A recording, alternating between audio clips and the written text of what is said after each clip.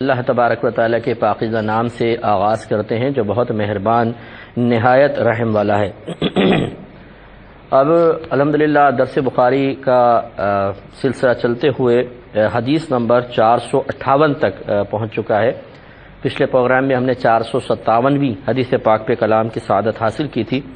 اب جو باب امام بخاری رحمۃ اللہ علیہ قائم فرما رہے ہیں اس کا عنوان ہے بابو کنس المسجدی والتقاط الخرق والقضاء والعیدان منہ، یعنی مسجد کی صفائی کرنا اور مسجد سے کپڑوں کی دھجیاں، تنکے اور لکڑیاں چننا۔ گویا کہ اس باب کو امام بخاری رحمۃ اللہ علیہ نے اس کے تحت جو حدیث لائے ہیں اسی کی روشنی میں اس باب کو اس لیے قائم کیا تاکہ ثابت فرمائیں کہ مسجد کی خدمت کوئی معمولی چیز نہیں ہے، بلکہ یہ ایک بہت بڑی سعادت کی بات ہے، اور اتنی بڑی سعادت ہے کہ اس نے نبی کریم صلی اللہ علیہ وسلم کی توجہ مبارکہ کو اپنی طرف مبذول کروایا۔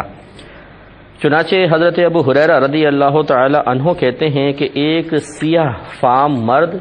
یا سیاہ فام عورت، یعنی حبشی مرد حبشی عورت، بلیک کلر کے جو ہوتے ہیں، یہ فرماتے ہیں کہ مسجد کی صفائی کرتے تھے۔ حضرت ابو ہریرہ رضی اللہ تعالیٰ عنہ کو یہ واقعہ اس انداز سے صحیح یاد نہ رہا کہ وہ مرد ہے یا عورت ہے۔ آپ نے فرمایا کہ صفائی کرتے تھے، پس وہ شخص فوت ہو گیا تو نبی کریم صلی اللہ علیہ وسلم نے اس کے متعلق پوچھا۔ مسلمانوں نے بتایا کہ وہ شخص فوت ہو گیا ہے۔ آپ نے فرمایا کہ تم نے مجھے اس کی اطلاع کیوں نہ دی؟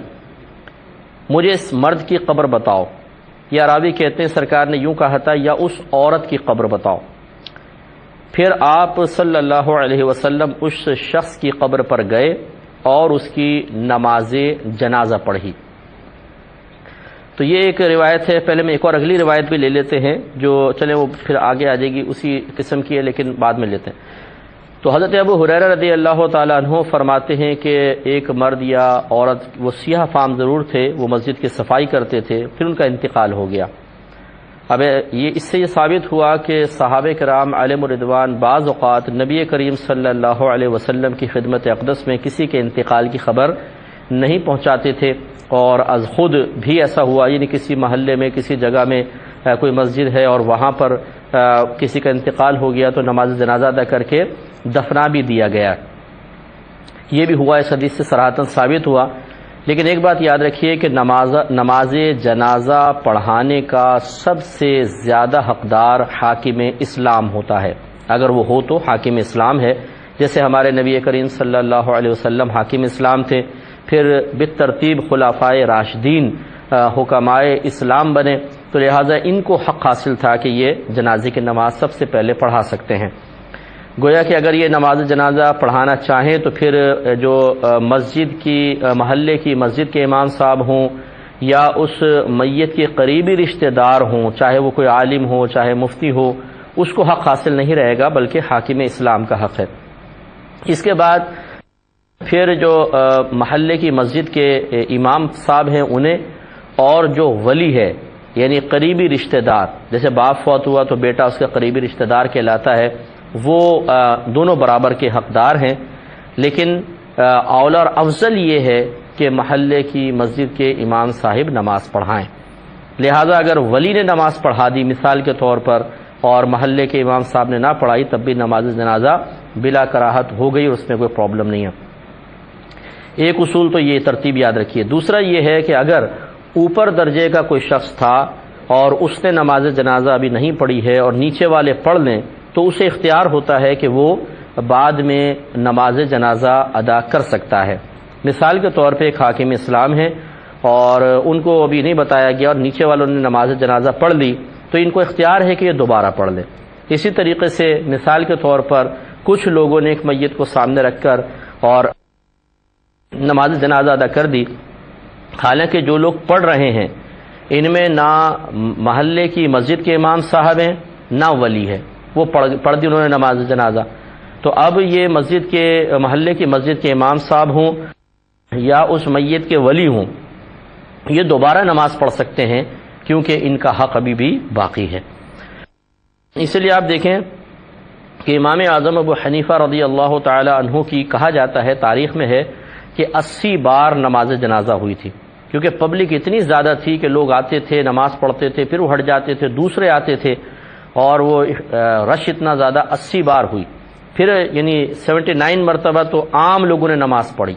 جن میں ان کے صاحبزادے شامل نہیں ہوئے تھے، پھر لاسٹ میں جب جماعت ہوئی اس میں آپ کے صاحبزادے بھی شامل ہو گئے، اب ولی نے جنازہ پڑھ لیا، اس کے بعد پھر کسی کو حق حاصل نہیں تھا۔ چنانچہ خلاصہ کلام یہ ہوا کہ سب سے پہلا حق حاکم اسلام کا ہے، اس کے بعد اگر افضل ہوئے محلے کی مسجد کے امام صاحب اور ولی سے افضل ہیں وہ پڑھائیں گے، کیونکہ مثال کے طور پر اگر محلے کی مسجد کے امام صاحب ہیں صرف عالم اور میت کا بیٹا ہے مفتی، ایک بہت بڑے مفتی صاحب ہیں مثال کے طور پر، تو مفتی کا درجہ یقیناً عالم سے زیادہ ہوتا ہے،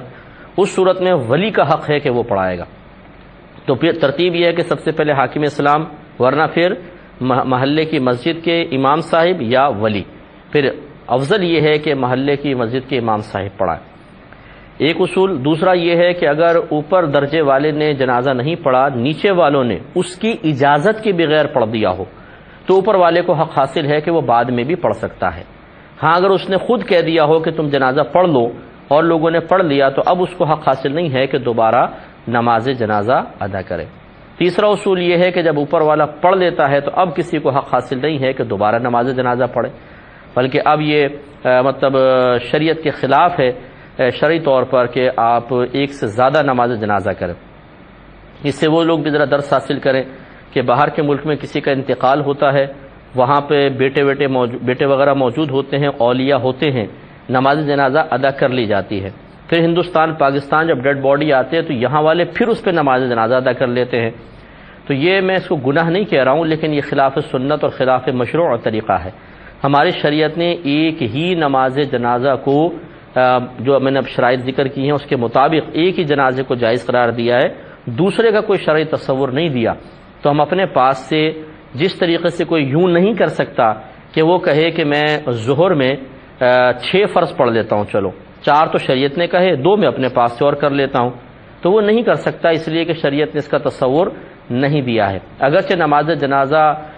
اس طریقے سے تو نہیں ہے کہ جیسے فرض نمازیں ہوتی ہیں، لیکن یہ ضرور ہے کہ اس کا جو شرعی تصور شریعت نے دیا ہے وہ یہی ہے کہ میت پر ایک بار جنازہ ہوگا، بشرطے کہ حاکم اسلام نے پڑھ لیا ہو یا ولی نے پڑھ لیا ہو،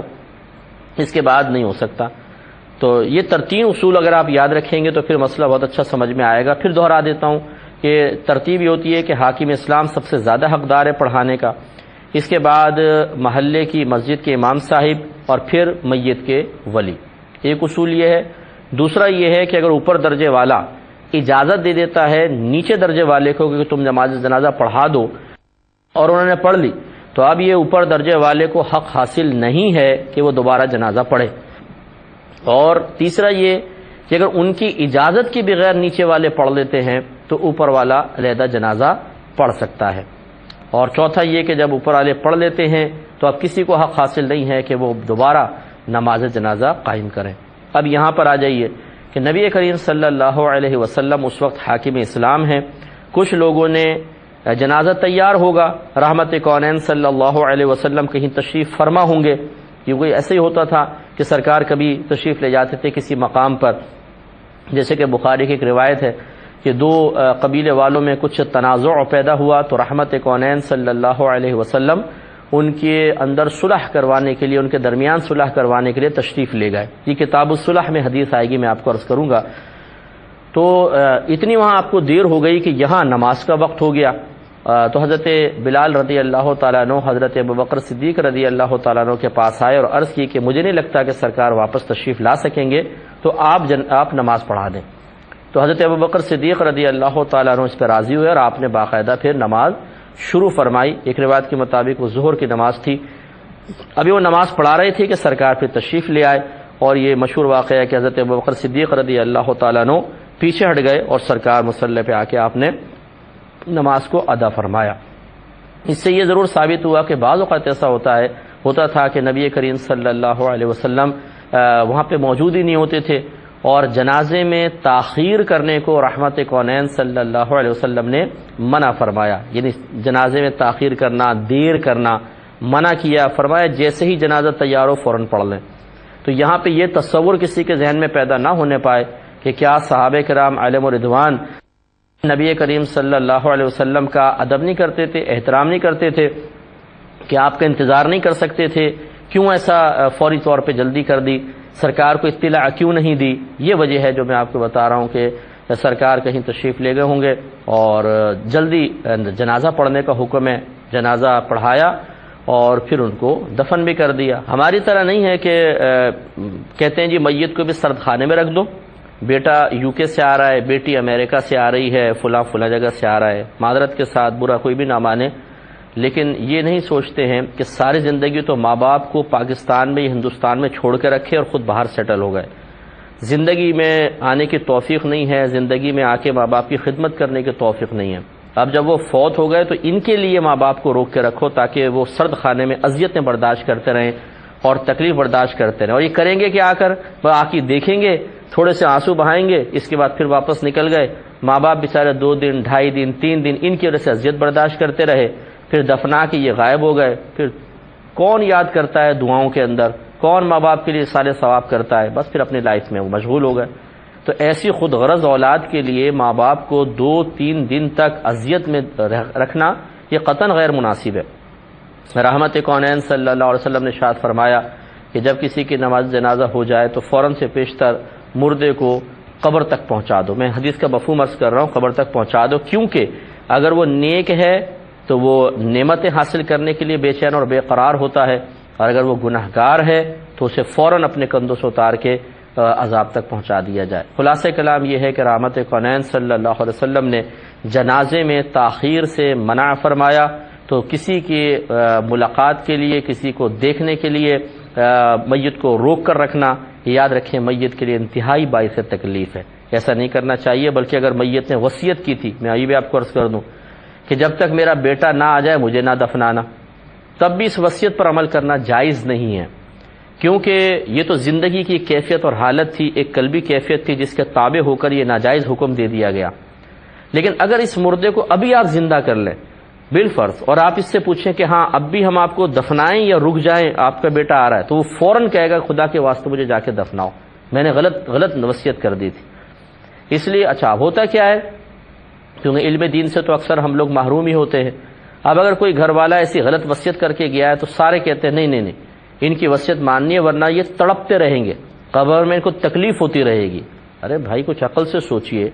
تکلیف تو ان کو اس غلط وصیت کی وجہ سے ہوگی۔ تو لوگوں کو جو مرنے والا ہوتا ہے اسے بھی بیچارے کو علم نہیں ہوتا، الٹی سیدھی وصیتیں کر جاتے ہیں۔ لیکن شریعت نے باقاعدہ ایک ضابطہ مقرر کیا ہے، فقہاء نے کتب میں لکھ دیا ہے کہ اگر میت غلط وصیت کرے گی تو وصیت پر عمل نہیں کیا جائے گا، کرنے والے بھی گناہگار ہوں گے بعض صورتوں میں، اور میت بھی گناہگار ہوگی۔ اس لیے سمجھداری کا مظاہرہ کرنا چاہیے، اور جیسے ہم آپ کو عرض کر رہے ہیں اگر مرنے والا کوئی غلط ناجائز وصیت کر کے جاتا ہے، مثال کے طور پہ بالفرض مثال کے طور پہ کسی کا انتقال ہوا اور اس نے کہا جب میں مر جاؤں تو پھر ایک گانے کا پروگرام رکھنا بہت بڑا، اور اس میں سنگرز وغیرہ کو بلانا، خوب ڈھول تماشے کرنا، اور یہ میں وصیت کر کے جا رہا ہوں اور مر گیا ہوں۔ اب کیا اس کی وصیت کو پورا کرنا صحیح ہوگا؟ اب آپ یہ کہیں کہ نہیں جی اگر ان کی وصیت پوری نہیں کی تو یہ قبر میں پھڑکتے رہیں گے مچھلی کی طرح اور ان کو تکلیف ہوتی رہے گی، تو چلو جی یہ پورا کر لیں، یہ غلط ہوگا، ایسا نہیں کر سکتے ہیں آپ۔ لہٰذا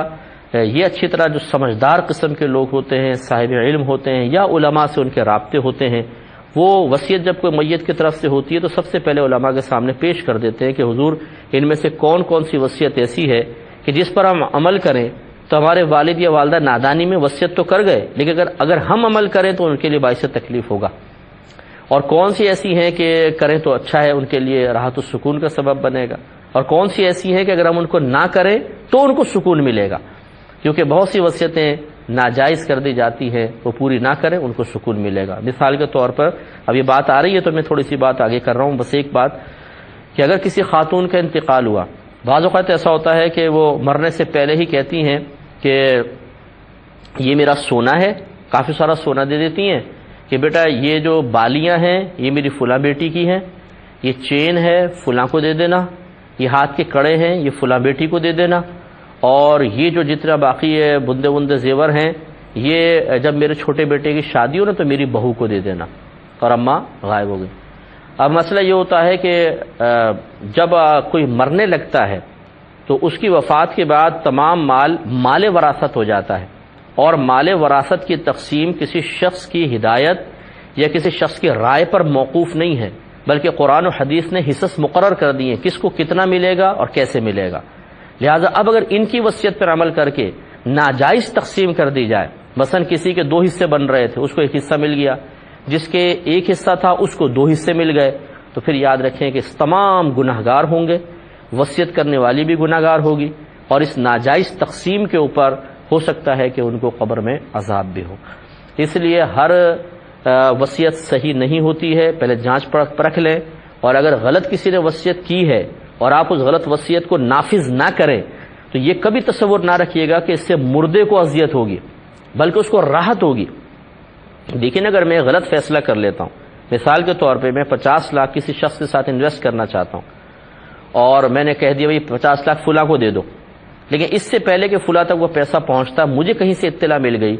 کہ وہ فراڈ شخص ہے اور پہلے بھی لوگوں کے پیسے کھا چکا ہے۔ اب میں نے فوراً جس کو بھیجا تھا اس سے پوچھا پیسے دے دیے کہ نہیں، اس نے کہا نہیں، تو میں نے کہا آ جاؤ واپس لے آؤ، پیسے نہیں دینے۔ تو میں کیا کروں گا؟ اللہ کا شکر ادا کروں گا کہ میرے 50 لاکھ بچ گئے۔ معلوم ہوا کہ غلط چیز کی وصیت کر دی جائے اور اس کو کوئی پورا نہ کرے تو یہ باعث رنج نہیں ہوتا ہے، بلکہ باعث خوشی ہوتا ہے، باعث راحت ہوتا ہے، فرحت قلب حاصل ہوتی ہے۔ اس کا بہت خیال رکھیے۔ تو اب ہوا یہ کہ صحابہ کرام علیہم رضوان نے فوراً سے پیشتر سرکار تشریف فرما نہیں ہوں گے، انہوں نے نماز جنازہ پڑھی، دفنا بھی دیا۔ اب ہوا کیا، سرکار نے اس کے متعلق پوچھا، یہ کہتے ہیں راوی، تو مسلمانوں نے بتایا کہ وہ شخص فوت ہو گیا ہے۔ اس کا مطلب یہ ہوا کہ رحمت کونین صلی اللہ علیہ وسلم ان کی اس خدمت کو ملاحظہ بھی کر رہے تھے، مشاہدہ فرما رہے تھے، نوٹ کر رہے تھے کہ یہ خدمت کرتا ہے، کنکریاں اٹھاتا ہے، تنکے اٹھاتا ہے، خرابی چیزیں اٹھا کے مسجد سے باہر پھینکتا ہے، مسجد کو صاف ستھرا رکھتا ہے۔ تو یہ ہوتا ہے ایک لیڈر اور حاکم اسلام کا کام، ایک شیخ کا کام، ایک مربی کا کام، کہ ایک شخص جو ظاہری اعتبار سے بہت تھوڑا سا کام کرنے والا ہو اس کی خدمت کو بھی اپنے پیش نظر رکھے، اس کی خدمت کی بھی قدر کرے، اور اگر وہ شخص غائب ہو جاتا ہے، وہ خدمت منقطع نظر آتی ہے تو وجہ پوچھے، بھئی وہ کہاں گیا؟ ایک ہمارا چھوٹا سا کارکن تھا، کام بہت تھوڑا سا کر رہا تھا لیکن بہرحال ہمارے لیے ایک امپورٹنس رکھتا تھا، کہاں ہے وہ؟ یہ ہے وہ پیار و محبت والا ایک سلسلہ اور ایک احساس ذمہ داری کے ساتھ ذمہ داری کو ادا کرنا کہ جس نے صحابہ کرام علیہم رضوان کو نبی کریم صلی اللہ علیہ وسلم کے بہت زیادہ قریب رکھا۔ ہمارے ہاں صورتحال یہ ہوتی ہے کہ بڑے بڑے خدمت گزاروں کو تھوڑی سی غلطی پہ اٹھا کے پھینک دیتے ہیں، ان کی پرانی خدمات کو نظر انداز کر دیا جاتا ہے، بلکہ یہ اس طرح کے جملے کہے جاتے ہیں کہ یہ خدمت اللہ کے لیے کی تھی کہ ہمارے لیے کی تھی، اور اس طریقے سے ایک کارکن کی جب قدر نہیں کریں گے تو دیگر کارکن بھی عدم تحفظ کے احساس کے ساتھ پریشان ہو جاتے ہیں۔ اس پر ضرور توجہ کرنی ہے۔ میں اس پہ اور مزید کلام کروں گا نیکسٹ پروگرام میں۔ وآخر دعوانا ان الحمد للہ۔